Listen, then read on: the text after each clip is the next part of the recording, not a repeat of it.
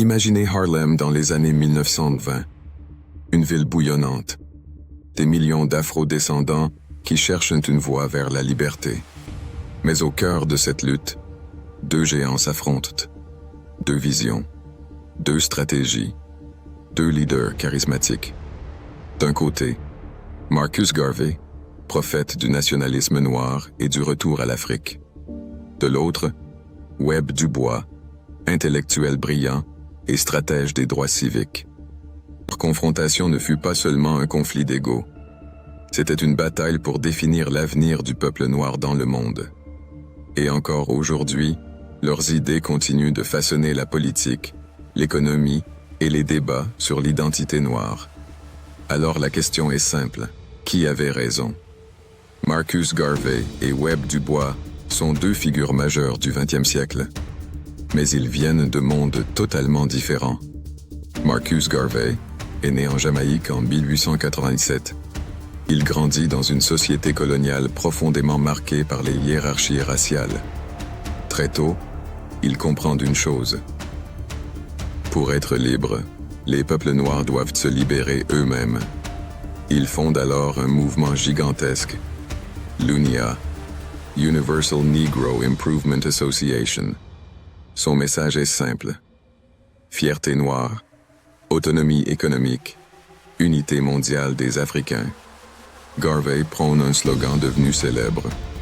Africa for the Africans. Pour lui, la diaspora noire doit retrouver sa puissance en construisant une nation africaine forte et indépendante. En face, il y a Webb Du Bois. Né aux États-Unis en 1868, Du Bois est l'un des premiers intellectuels noirs diplômés de Harvard. Historien, sociologue, militant, il devient l'un des fondateurs de la NAACP, une organisation qui lutte juridiquement contre la discrimination raciale. Pour lui, la stratégie est différente. Il ne croit pas à la séparation. Il croit à la lutte politique, juridique et intellectuelle pour obtenir l'égalité dans la société américaine. Deux visions, deux stratégies et un choc inévitable. Au début, les deux hommes poursuivent le même objectif, la libération des peuples noirs. Mais leurs méthodes sont opposées.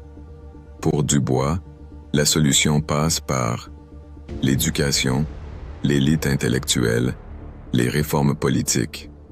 Il développe l'idée du Talented Tenth. Selon lui, une élite noire éduquée doit guider le reste de la communauté vers le progrès.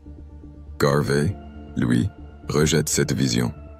Il considère que l'émancipation doit venir des masses populaires, pas seulement des élites.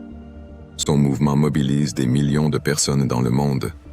Parades gigantesques, uniformes, discours enflammés. Il crée même une compagnie maritime, la Black Star Line.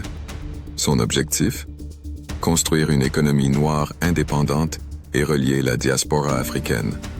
Pour Garvey, la véritable liberté exige indépendance économique, institutions propres, pouvoir politique autonome et surtout, la fierté noire. Un message puissant qui attire des millions de partisans. Rapidement, les tensions deviennent explosives. Du Bois critique Garvey. Il l'accuse d'être imprudent et dangereux.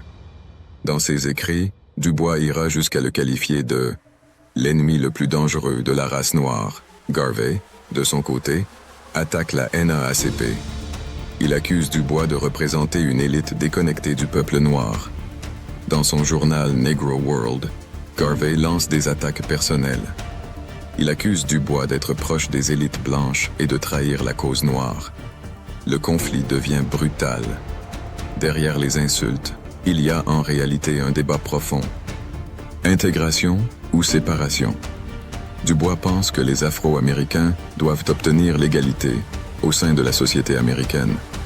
Garvey pense que cette société ne permettra jamais une véritable égalité. Pour lui, la seule solution est l'autonomie et la puissance noire indépendante. Le conflit entre Garvey et Du Bois divise le mouvement noir. D'un côté, les intellectuels, les juristes, les militants des droits civiques. De l'autre, les masses populaires mobilisées par Garvey. Mais malgré leurs affrontements, les deux hommes ont profondément transformé l'histoire. Garvey a donné naissance à un mouvement mondial de nationalisme noir et de fierté africaine. Son influence inspirera plus tard Malcolm X, les mouvements panafricains, les luttes pour l'indépendance africaine. Du Bois, lui, posera les bases du mouvement moderne des droits civiques.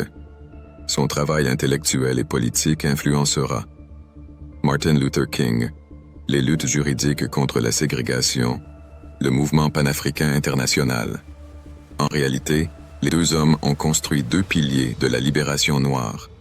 L'un par la mobilisation populaire, l'autre par la stratégie politique et intellectuelle.